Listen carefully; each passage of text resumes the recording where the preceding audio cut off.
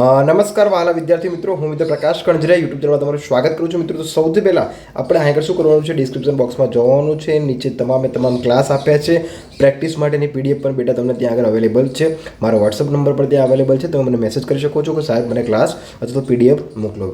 તો આગળ આપણે આજનો ટોપિક શીખવાનો છે કે બાદબાકી. હવે તમે કહો સાહેબ મને આવડે છે, હું માની લીધું બેટા મને આવડે છે, ઓકે.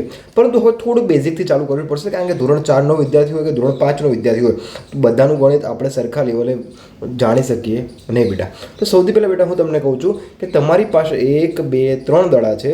3 દડામાંથી તમારા મિત્રને તમે આપી દો છો 2 દડા, તો તમારી પાસે કેટલા દડા વધશે?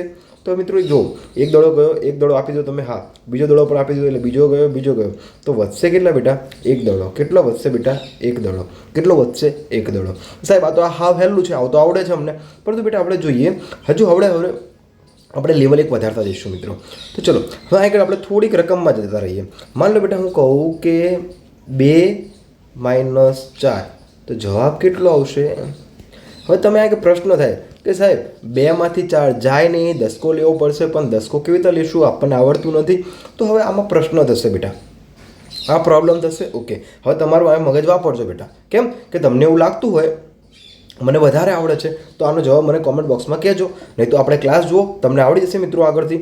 ચલો હવે આગળ જુઓ મિત્રો, સૌથી પહેલાં હું તમને ધીમે ધીમે શીખવાડવાનો પ્રયાસ કરીશ. ચલો માની લો બેટા હું તમને કહું કે 8 - 4, તો 8 બાદબાકી 4 છે.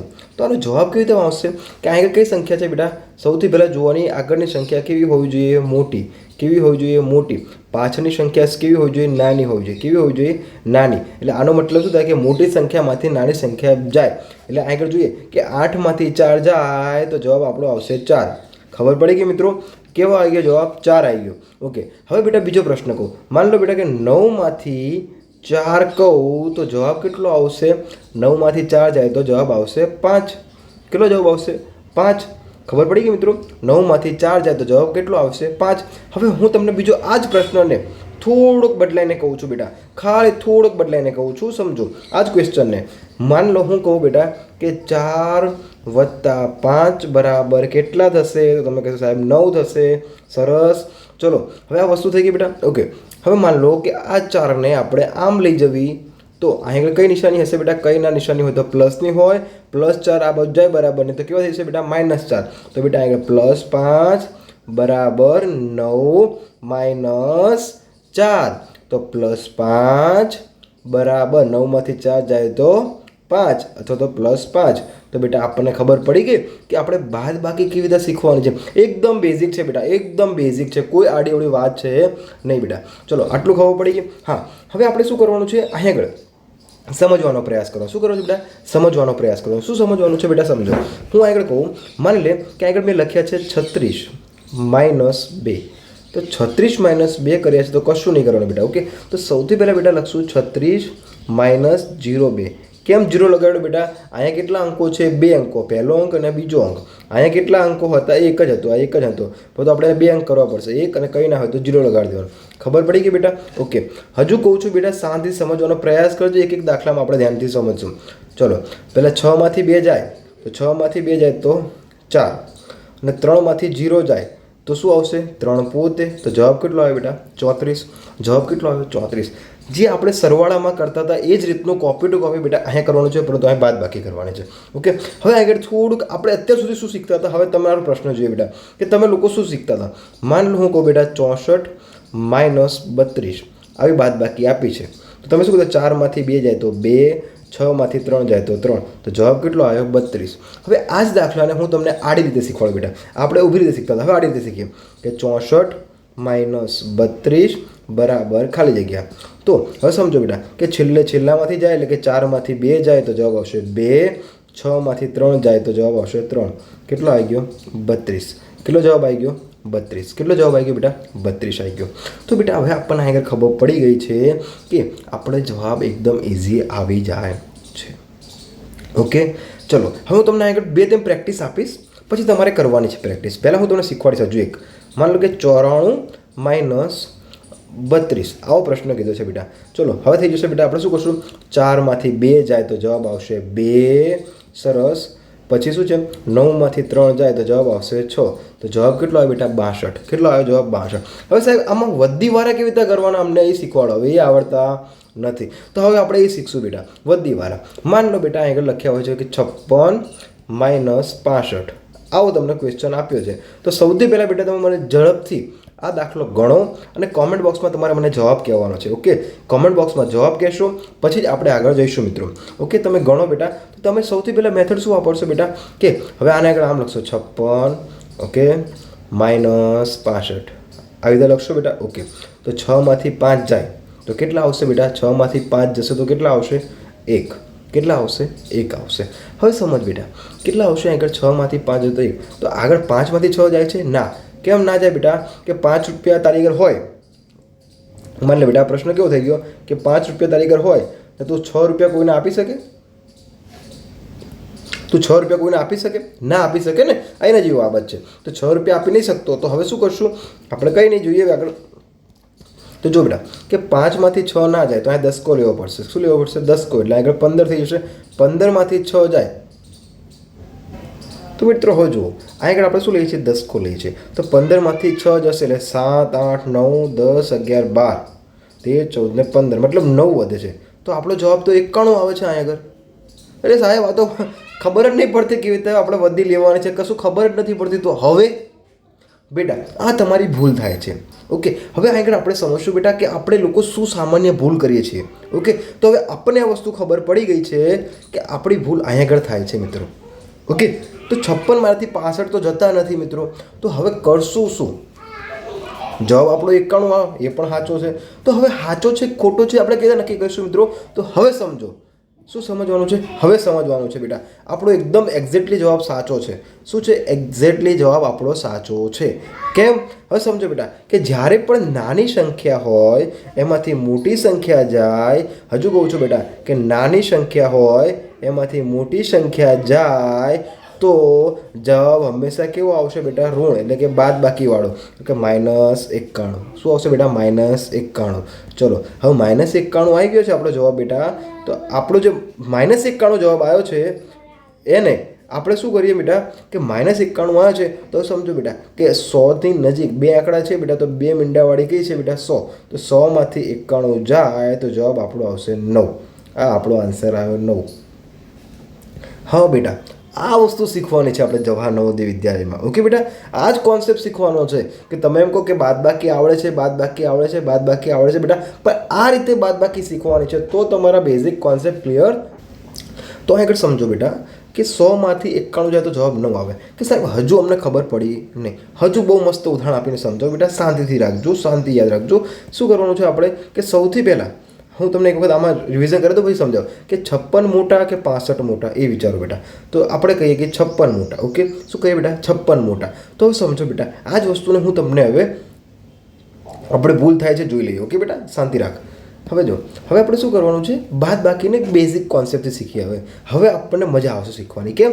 જુઓ બેટા હવે આપણે કોન્સેપ્ટ ક્લિયર થઈ ગયા છે. હવે જોઈએ માન લો બેટા હું કહું કે 36 - 42 આવો પ્રશ્ન પૂછ્યો છે. ઓકે, તો સમજ બેટા આ બંનેમાં નિશાની કોની આવશે એ સમજો બેટા. કે શું કીધું છે?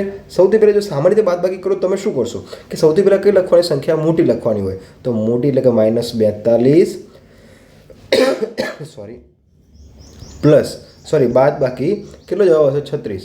તો બેટા સમજો કે 42 - 36 બાદ કરવાના છે. ઓકે, તો હવે આપણે દસકો લેતા આવડતું નથી. હજુ કહું છું બેટા દસકાવાળા આના પછીના ક્લાસમાં શીખીશું, પરંતુ આપણે બેઝિક કોન્સેપ્ટ ક્લિયર કરશું આગળ. ઓકે, માત્ર બાદ બાકી છે પણ બાદ બાકી કેવી રીતે આવે છે એ આપણે શીખવું પડશે. આના પછીના ક્લાસમાં આપણે વધી કેવી રીતે લેવાની, વધી કેવી રીતે કાઢવાની અને ડાયરેક્ટ આપણે શોર્ટકટમાં કેવી રીતે બાદ બાકી કરી એ જોવાનું છે. તો બેટા આપણે સૌથી પહેલાં જે છે એમ લખો. ચલો આગળ લખો 36 ઓકે -42. ઓકે, આ વસ્તુ લખી શકાય બેટા. ઓકે, ચલો હવે આપણને આ નથી લખવું તો આપણે આ લખવું છે 42 - 36. સરસ, આટલું ખબર પડી. ઓકે, ચલો હવે આગળ જો બેટા કે કરીએ 42 2માંથી 6 જશે નહીં તો આગળ શું આવશે બેટા? 12 અને આગળ થઈ જશે 3. તો 12માંથી 6 જાય તો 6.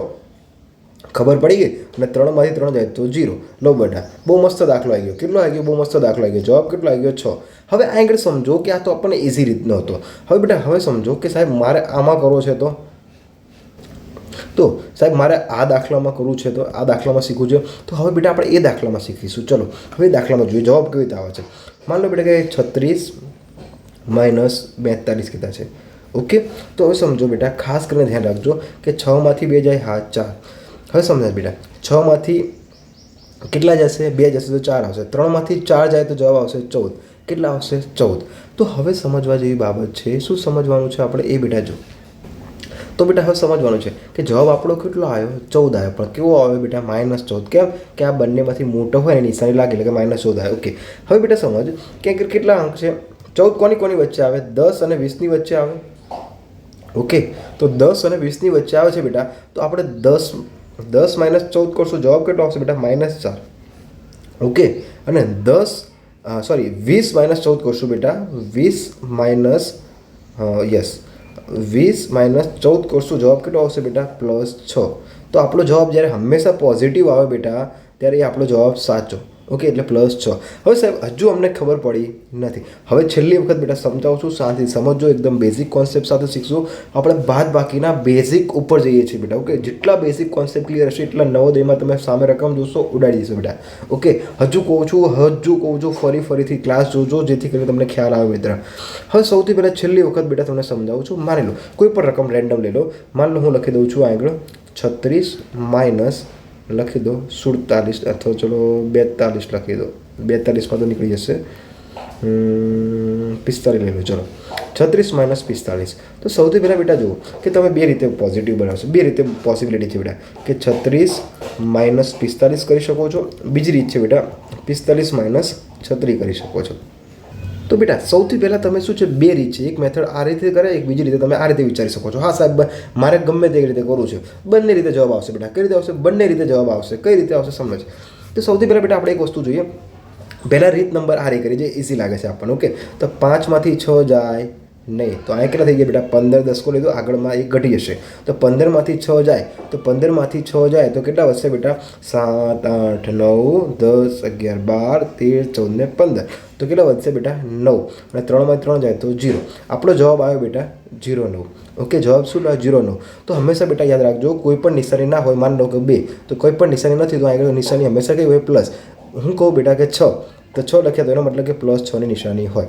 ઓકે, આટલું ખબર પડી. ઓકે, હવે સાહેબ કોઈક એવું કહે છે કે સાહેબ મને આ રીતે ખબર પડતી નથી, મને મારી રીતે શીખવાડો, મારે આ રીતે કરવું છે. લો મારે આ રીતે કરવું છે તો મને શીખવાડો રીતે. તો એ શીખવાડો બેટા, શાંતિ રાખ. શું કરવાનું છે આપણે? સૌથી પહેલાં શું કરવાનું છે બેટા? સમજ.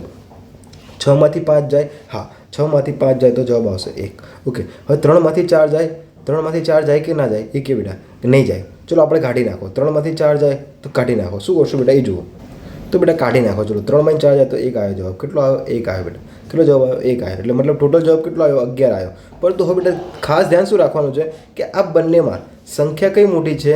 45 મોટા છે. તો 45 નિશાની કઈ છે? માઇનસની. તો અહીં આગળ લગાડી દો માઇનસની. ઓકે, ચલો ખબર પડી ગઈ. હવે સમજ બેટા કે હવે શું કરવાનું છે કે હવે સમજ કે 10 અને 20ની વચ્ચે જ 11 આવશે. કોની વચ્ચે આવશે બેટા? 10 અને 20ની વચ્ચે આવશે. માન લે બેટા તને આ જવાબ આવ્યો હોત તો 15, તો પણ કોની વચ્ચે આવે? 10 અને 20ની વચ્ચે જ આવત. ઓકે, માન લે બેટા કે જવાબ તને આપ્યો હોત 18, તો કોની વચ્ચે આવે? 10 અને 20ની વચ્ચે જ આવત. ઓકે, સરસ. પરંતુ આપણો જવાબ કેટલો આવે છે બેટા કે -11. તો હવે -11 છે તો હંમેશા આપણો જવાબ કેવો હોવો જોઈએ? પ્લસ જ આવવો જોઈએ. તો -11 ને આપણે પ્લસ કરવા હશે તો 10માંથી આપણે પહેલાં -11 બાદ કરીએ તો જવાબ શું આવશે બેટા? -1.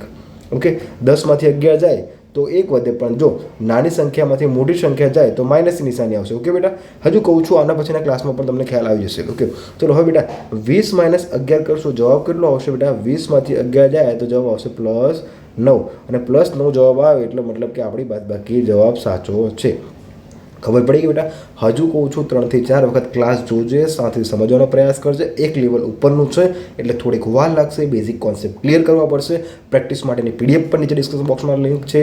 આ ચેનલ સબસ્ક્રાઇબ કરજો જેથી કરીને ક્લાસ પર મળતા રહે મિત્રો. હવે આપણે હું તમને આગળ 5 દાખલા પ્રેક્ટિસ કરવા માટે આપીશ. સૌથી પહેલાં તમે આનો સ્ક્રીનશોટ પાડી લો અને આના આધારે જોતો તો તમે પ્રેક્ટિસ કરવાનો પ્રયાસ કરો. હવે તમને આગળ 5 દાખલા આપીશ. 5 દાખલા તમારે ગણવાના છે મિત્રો અને કોમેન્ટ બોક્સમાં જવાબ કહેવાનો છે.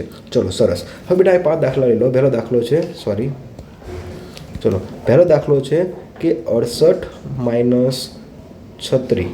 બીજો દાખલો છે બેટા 65 - 67. ત્રીજો દાખલો છે બેટા 99 - 68. ચલો ચોથો દાખલો છે બેટા 99 માઇનસ 78 અને પાંચમો દાખલો છે બેટા 35 માઇનસ 65. બેટા આ પાંચે પાંચ દાખલા તમારે મને કોમેન્ટ બોક્સમાં કરવાના છે, જવાબ કહેવાના છે અને તમારે બેટા પ્રેક્ટિસ માટેની PDF જોતી હોય તો મને અવશ્ય મેસેજ કરો. મારો વોટ્સઅપ નંબર પણ નીચે આપેલો છે અને આ ચેનલ સબસ્ક્રાઈબ કરો. CATના ક્લાસ પણ નીચે છે મિત્રો. મળીએ નવા ક્લાસમાં. જય હિન્દ, જય ભારત.